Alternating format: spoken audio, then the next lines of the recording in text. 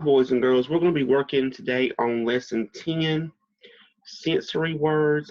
And we know that sensory words, when I say the word sensory, what word do you automatically think of? Senses. So our senses, we have how many of them? We have a total of 5. We have look with our eyes, hear with our ears, smell with our nose, taste with our mouth, and feel with our hands. And authors use sensory words to describe story details. Sensory words tell how things look, sound, smell, taste, or feel. Now, we're going to look at some questions that you can ask yourself about sensory words. Number 1, what is the author describing? And we know that describing means telling what something is like. Knowing what the author is describing will help you understand the words that the author uses. The second question is, what do our senses tell us about? What do our senses tell us about? And in order to answer this question, you have to decide if the words tell about looking with your eyes, hearing with your ears, smelling with your nose, tasting with your mouth, or feeling with your hands. And the last question, what does the words make you picture in your mind? Now, sensory words help you imagine what it would be like to be right there in the story. Making pictures in your mind as you read can help you understand the exact thing that the author is trying to describe. For example, I am sitting on a big, smooth rock. The rock is hot from the sun. I hear water rippling and splashing and children laughing. I can hear leaves rustling. I feel cold water lapping at my toes. So you can see how the author used different words in the paragraph that I just read. And smooth tells us how something feels. Hot tells us how something feels. It says, I hear water rippling and splashing, so you can hear it. I can hear leaves rustling. I feel cold water.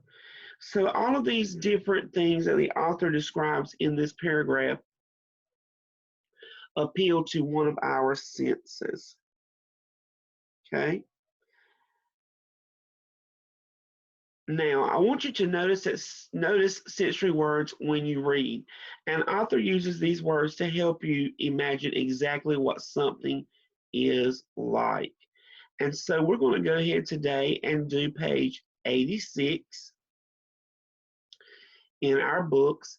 I'm going to be reading the projectable to you on today. I'm staying home from school today. Now, as I read this poem or this projectable to you, I want you to circle the sense that each one tells about.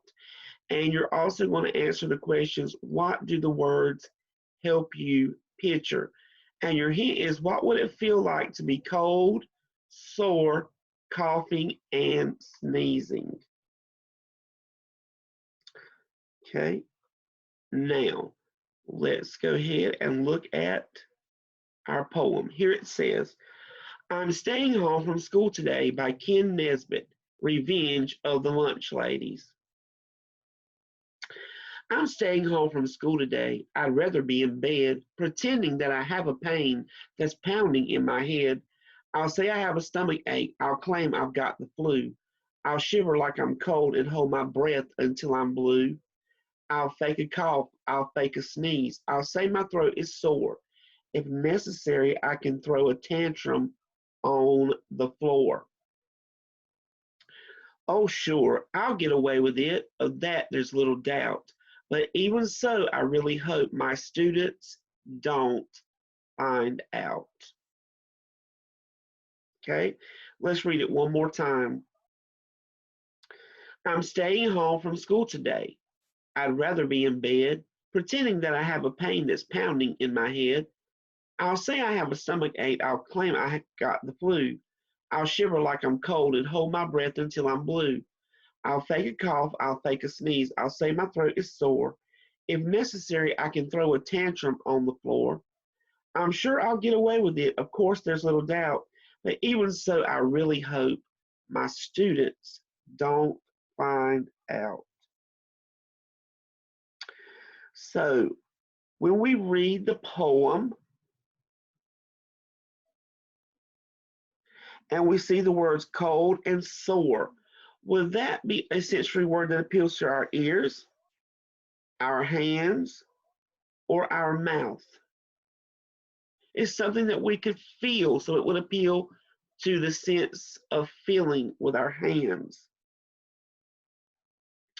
Number two, blue.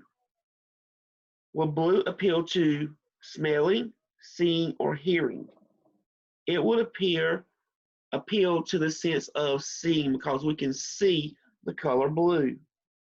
And number three, cough, sneeze. Would that appeal to the sense of hearing, the sense of feeling or touching, and the sense of tasting? If you cough or sneeze, that is something you will be able to hear. So number one appeals to the sense of touch. Number two appeals to the sense of sight. And number three appeals to the sense of hearing. Now, based on the poem that I just read to you, what do the words help you picture? I'm not going to give you the answer because I think that you can figure this out on your own by listening to those words. But it's how the poet, I'll give you one more clue, is how the poet is feeling. So today you're going to complete page 86 in your workbooks. You're going to answer questions 1, 2, and 3 by circle the sense that each of these words appeal to. And then you're going to write a complete sentence at the bottom to tell how the poet is feeling. This is the end of our lesson on today, boys and girls. I hope you've enjoyed it, and I'll see you back for the next lesson right here.